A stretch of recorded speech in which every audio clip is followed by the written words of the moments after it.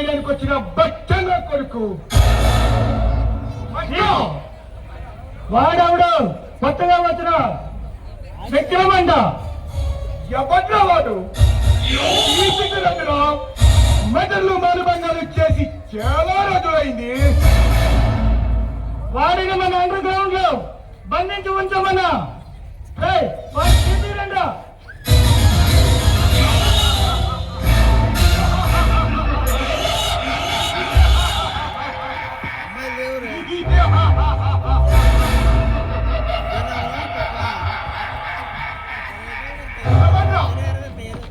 ఎవరా నీవు నా స్థావరానికి ఎందుకు వచ్చావు?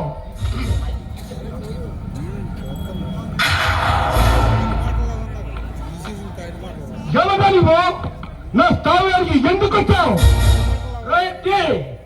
నిన్ను ఈ స్థావరం నుండి మా స్థావరానికి తీసుకెళ్ళడానికి వచ్చాను రా.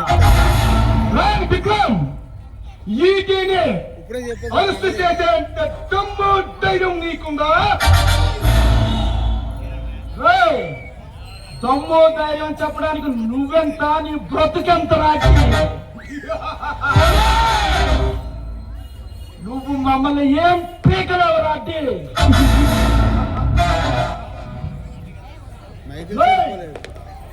నా దగ్గరికే వచ్చి మళ్ళీ తిరిగి వెళదామని వచ్చావురా?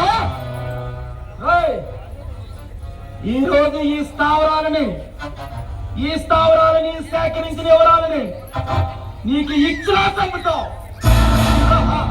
ఎవరికైనా చంపుతావు. మర్యాదగా నీవు స్వీకరించినటువంటి ఆ వివరాలు నాకు ఇచ్చావో సరే సరి, లేకపోతే నిన్ను మామూలుగా చంపరా. హింసించి నీ దగ్గర వివరాలు రాబెట్టుకుంటారా? ఇంకా నువ్వు రాబట్టింది ఆ వివరాలన్నీ చేరాల్సిన సూటికి ఎప్పుడో చేరిపోయారు.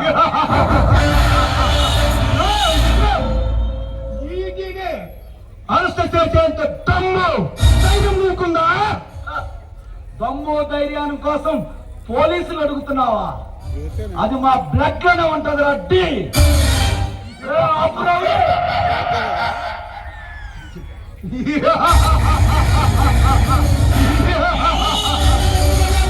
ఆలోచిస్తున్నావు లేపి పారేయడం అనేది. ఆపురవుడి నువ్వెంత, నీ బ్రతికెంతారా? విక్రమ్ ఈ నుంచే తప్పించుకునేటువంటి దమ్ము ధైర్యం ఎవరికి లేదు. మర్యాదగా నేను చెప్పిన మాట విను. నీకు సావు తప్పుతుంది, లేకపోతే చచ్చిపోతా ఉన్న కోదక్క. నువ్వు సస్తే మరణం, అదే నేను సస్తే వేరే మరణం.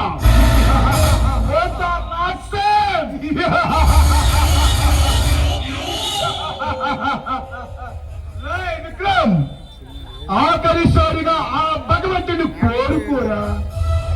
ఈ నుండి నన్ను రక్షించు దేవుడా.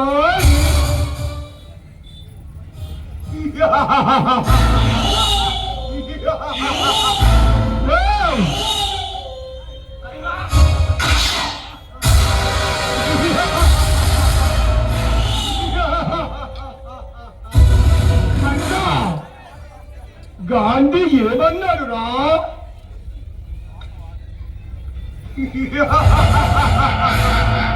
చెడు చూడొద్దు అన్నాడు, చెడు మాట్లాడొద్దు అన్నాడు, చెడు వినొద్దన్నాడు, చెప్పొద్దన్నాడు. మర్యాదగా చెప్ప వినలా, మాటలతో చెప్ప వినలా. నీటి చెప్పిన మాట వినకపోతే ఎప్పుడైనా సరే ఇదే గతి పడుతుంది రా.